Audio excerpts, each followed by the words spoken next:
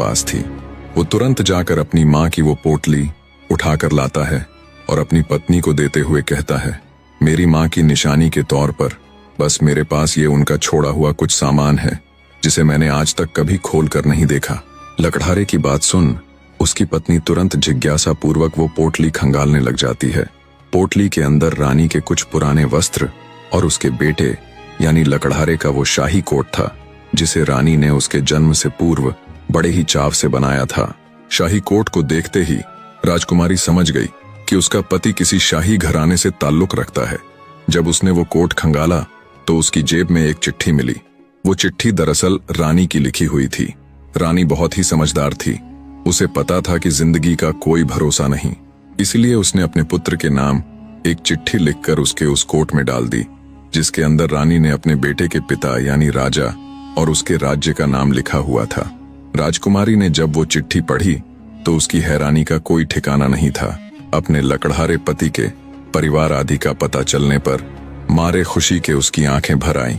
दरअसल लकड़हारे का पिता कोई और नहीं बल्कि उनके राज्य के पास ही स्थित तेजगढ़ नामक विशाल राज्य के राजा वीरेंद्र प्रताप ही थे, जिनका नाम उसने इससे पहले कई बार अपने पिता के मुख से सुना हुआ था।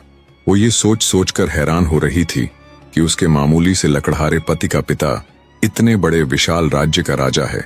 अपनी पत्नी की भरी हुई आंखें और उसके चेहरे पर हैरानी के भाव देख भ्रमित सा लकड़हारा असमंजस में खड़ा एकटक उसे देखे जा रहा था। उसने जब अपनी पत्नी से पूछा कि ऐसा क्या है इस चिट्ठी में जो तुम इतनी हैरान हो, तब राजकुमारी अपने पति को भी पूरी सच्चाई से अवगत करवाती है। पूरी बात सुन लकड़हारा भी स्तब्ध सा खड़ा रह गया। उसका मुंह खुला का खुला रह गया। उसे विश्वास ही नहीं हो रहा था कि वो इतने बड़े राजा का बेटा है। कुछ देर तक कमरे में भारी सन्नाटे के बाद सन्नाटे को तोड़ती हुई राजकुमारी अपने पति से बोली, देख क्या रहे हो, तैयारी करो, हम कल सुबह होते ही तेजगढ़ के लिए निकलेंगे। अगले दिन सुबह होते ही अत्यधिक प्रसन्नता के साथ राजकुमारी और उसका पति तेजगढ़ के लिए चल पड़ते हैं। लकड़हारे के मन में ढेरों विचार एक साथ चल रहे थे। क्या उसका पिता उसे पहचान पाएगा? क्या वो उसे अपनाएगा? जब वे राजमहल के द्वार पर पहुंचे तो राजकुमारी ने पहरेदारों से कहा कि उन्हें राजा से मिलना है, वो उनके परिचित हैं। पहरेदारों ने अंदर खबर पहुंचाई, मेरे परिचित। दुविधा में पड़ते हुए राजा वीरेंद्र ने उन्हें अंदर बुलाने को कहा। राजकुमारी और उसके पति के अंदर आने पर राजा ने उनसे उनका परिचय पूछा। तब राजकुमारी ने वो पत्र वाली पूरी बात राजा के सामने कह सुनाई और राजा को रानी का लिखा हुआ वो पत्र और उसके पति के बचपन का वो कोट दिखाया। रानी की लिखावट और विदाई के समय रानी के हाथ में उस कोट को राजा कैसे भूल सकता था। राजा के मन में उसकी पत्नी का वही अंतिम चित्र था जिसमें रानी उस कोट को लिए राजमहल छोड़कर जा रही थी। पुत्र, मेरा पुत्र, कहते हुए राजा वीरेंद्र भागकर अपने पुत्र को गले लगा लेता है और फूट फूट कर रोने लग जाता है। कितने ही साल से राजा पश्चाताप के साथ बस इसी उम्मीद में जिए जा रहा था कि शायद एक दिन उसकी संतान उसके पास वापस लौट आएगी। काफी देर तक बहते नेत्रों के साथ राजा अपने पुत्र से लिपटा रहा। आज राजा को न केवल उसका पुत्र मिला था, न केवल उसे उसके राज्य का उत्तराधिकारी मिला था, न केवल उसे उसकी वंश बेल को आगे बढ़ाने वाला मिला था, बल्कि आज उसे मिला था सालों से रानी के दुख और पश्चाताप में जल रहे उसके हृदय को शांत करने वाला उसका अपना खून, उसका अपना बेटा। राजा वीरेंद्र प्रताप बड़ी ही खुशी के साथ अपने बेटे, अपने पुत्र को अपना उत्तराधिकारी चुनते हुए उसे सब कुछ सौंप देते हैं और स्वयं तीर्थ के लिए चले जाते हैं। लकड़हारे के साथ साथ राजकुमारी का भाग्य भी अब पूरी तरह से बदल चुका था।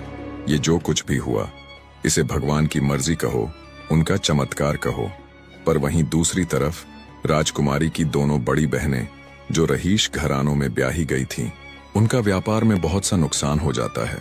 उनके नुकसान की भरपाई के चक्र में राजकुमारी का पिता भी अपना सारा धन गंवा देता है। जब राजा दिवालिया हो गया तो गुपचुप तरीके से राज्य छोड़कर तेजगढ़ भाग आता है। अब भूखा पेट तो रोटी मांगेगा ही। पेट की भूख मिटाने के लिए राजा तेजगढ़ में आने के बाद टोकरियां बेचने लग जाता है। एक दिन जब वो सिर पर टोकरी उठाए, टोकरियां ले लो टोकरियां की आवाज लगाता हुआ महल के बाहर से गुजर रहा था, तब राजकुमारी अपने पिता की आवाज को तुरंत पहचान लेती है। उसने सेविकाओं से तुरंत उस टोकरी वाले को अंदर बुलाने को कहा।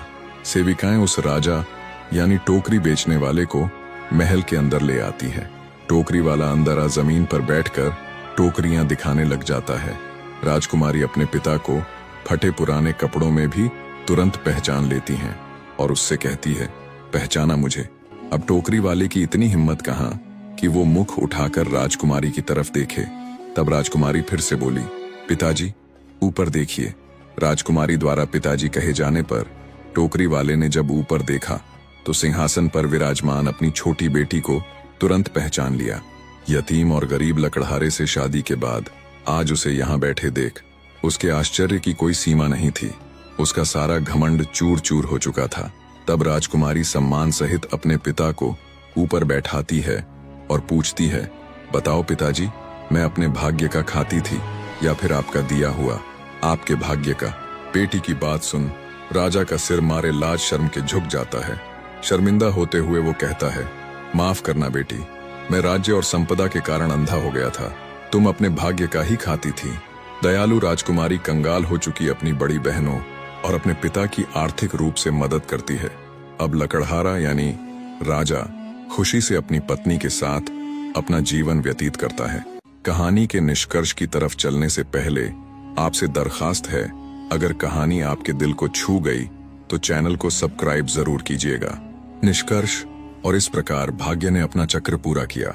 जिस राजकुमारी ने अपने भाग्य में विश्वास रखा वह विशाल राज्य की रानी बनी।